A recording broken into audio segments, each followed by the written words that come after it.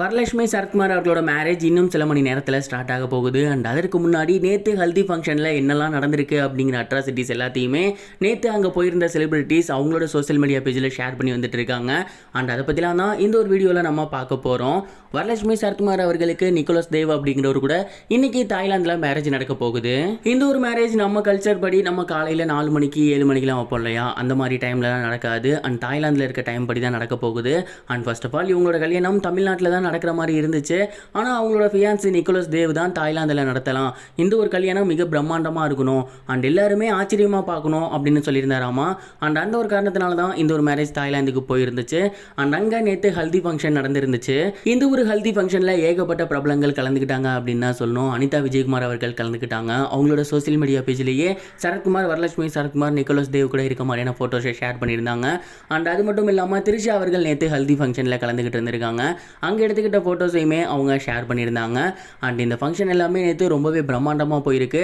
ஆட்டம் bottom கொண்டாட்டம் அப்படின்னு திரை பிரபலங்களோட சேர்ந்து மிக பிரம்மாண்டமான முறையில் தான் இந்த ஒரு ஹல்தி ஃபங்க்ஷன் நடந்திருக்கு. ஹல்தி ஃபங்க்ஷன் அட்டென்ட் பண்ணுறதுக்காகவே ஏகப்பட்ட செலிபிரிட்டிஸ் நேற்றே வந்து தாய்லாந்து போயிட்டாங்க. அண்ட் மோஸ்ட்லி ஃபீமேல்ஸ் தான் அதிக செலிபிரிட்டிஸ் வந்து தாய்லாந்து போயிருக்காங்க.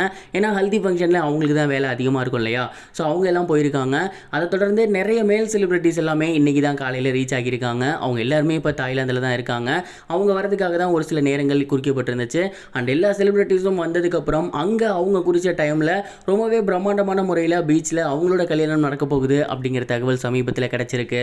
இன்னும் சில மணி நேரங்களில் அவங்களுக்கு கல்யாணம் நடந்துடும். அண்ட் அதுக்கப்புறம் அவங்களோட கல்யாணத்தில் எடுக்கப்பட்ட ஃபோட்டோஸ் அண்ட் வீடியோஸ் எல்லாமே சோசியல் மீடியாவில் பரவ ஆரம்பிச்சிடும். அண்ட் அவங்க கல்யாணத்தில் என்னென்ன அட்ராசிட்டிஸ் நடந்துச்சு அப்படிங்கிறது ஒன் பை ஒன்னாக வெளிவரும். அங்கே என்னென்ன நடந்துகிட்டு இருக்கு அப்படிங்கிறத அப்டேட் பண்ணிக்கிட்டே இருப்போம். அண்ட் அடுத்தடுத்த வீடியோஸ்களில் அதில் என்னென்ன நடந்திருக்கு அப்படிங்கிறத பார்க்கலாம். இது ஒரு புறம் இருக்க, ஆங்கர் ராஜு அவர்கள் சமீபத்தில் ஒரு படத்தில் கமிட் ஆகியிருக்காரு அப்படிங்கிற நியூஸ் வெளியாகி அவரோட ரசிகர்களுக்கு மிகப்பெரிய ஒரு ஹாப்பினஸ் ஏற்படுத்தியிருக்கு அப்படின்னு தான் சொல்லணும். விஜய் டிவியில் கணக்கானும் காலங்களில் ஆரம்பித்து குட்டி குட்டி தொடர்களில் நடித்து கடைசியாக பிக் பாஸ் வந்திருந்தார். அண்ட் பிக் பாஸில் இவருக்கு மிகப்பெரிய ஒரு வரவேற்பு கிடைச்சிருந்துச்சு.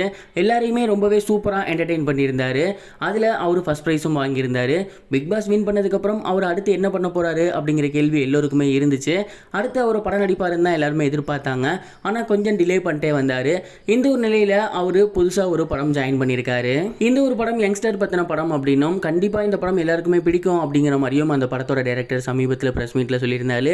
மேலும் அதே போல் ராஜு அவர்களும் சொல்லியிருந்தாரு, ஒரு யங்ஸ்டரோட லைஃப்பில் என்னெல்லாம் நடக்குமோ அதெல்லாம் அந்த படத்தில் இருக்கும், கண்டிப்பாக உங்களுக்கு ரொம்ப பிடிக்கும் அப்படிங்கிற மாதிரி சொல்லியிருந்தாரு.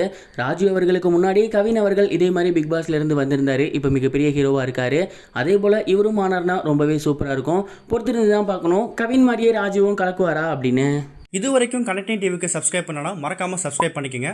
உடனடி அப்டேட்ஸ் பெறுவதற்கு நோட்டிஃபிகேஷன் பெல்லையும் கிளிக் பண்ணிக்கங்க.